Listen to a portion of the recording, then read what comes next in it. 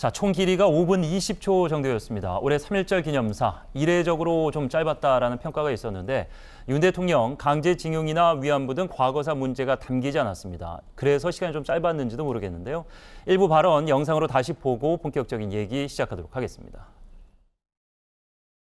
104년이 지난 오늘 우리는 세계사의 변화에 제대로 준비하지 못해 국권을 상실하고 고통받았던 우리의 과거를 되돌아보아야 합니다. 변화하는 세계사의 흐름을 제대로 읽지 못하고 미래를 준비하지 못한다면 과거의 불행이 반복될 것이 자명합니다. 존경하는 국민 여러분, 3.1운동 이후 한 세기가 지난 지금 일본은 과거 군국주의 침략자에서 우리와 보편적 가치를 공유하고 안보와 경제 그리고 글로벌 아젠다에서 협력하는 파트너가 되었습니다.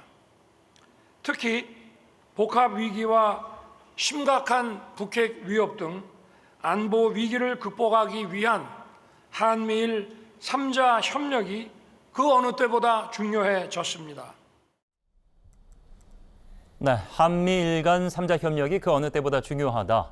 조국의 자유와 독립을 외친 그 정신과 다르지 않다라고 얘기를 했습니다. 이재명 민주당 대표, 어제 보셨습니다마는 중간에 이제 마주하고 악수 정도는 했죠. 3.1운동 정신을 망각하고 훼손했다. 이후에 이렇게 평가절하했습니다.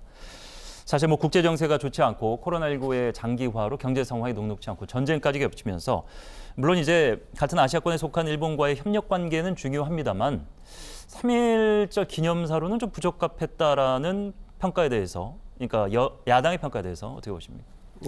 부족한 부분도 있었고 또 굉장히 발전적인 부분도 있었다. 저는 야당이라 할지라도 발전적인 부분에 대해서는 이를테면 동의 공감을 표할 수 있는 것인데 그렇지 않고 비판 일색으로 나왔다는 것은 정치적인 관점에서 이 3.1절 기념사를 바라본 게 아닌가.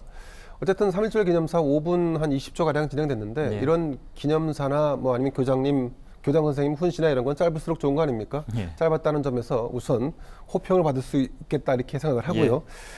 그동안에 이제 전 정권에서 있었던 일종의 이제 역사라는 것은 작용에 대한 반작용으로 이렇게 이제 반복적으로 일어나는 경향이 강한데 문재인 정부에서 이를테면 반일 감정, 예를 들면 죽창가를 외친다거나 이런 그 감정적 접근이 강했다는 측면에서 볼 때 현 정부는 이것을 어느 정도 안정적인 궤도로 다시 끌어와야겠다라고 하는데 방점을 찍고 기념사를 작성한 게 아닌가 싶습니다.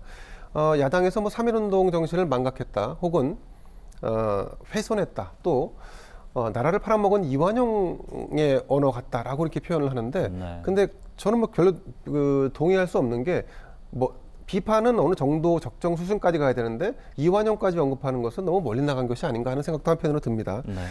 다만 비판적인 발언이 없었다는 부분 또 제가 한 가지 일본을 협력적 파트너라고 이렇게 명시를 했는데 저는 오히려 이제 이 기념사에서 좀 아쉬웠던 부분은 반일을 넘어서 그 길로 가자라고 하는 기본적 컨셉은 이해가 됩니다. 그런데 협력적 파트너가 아니라 그 길로 가려면 경쟁적 파트너라고 표현하는 것이 더 낫지 않았을까 하는 생각을 한편으로 해봅니다.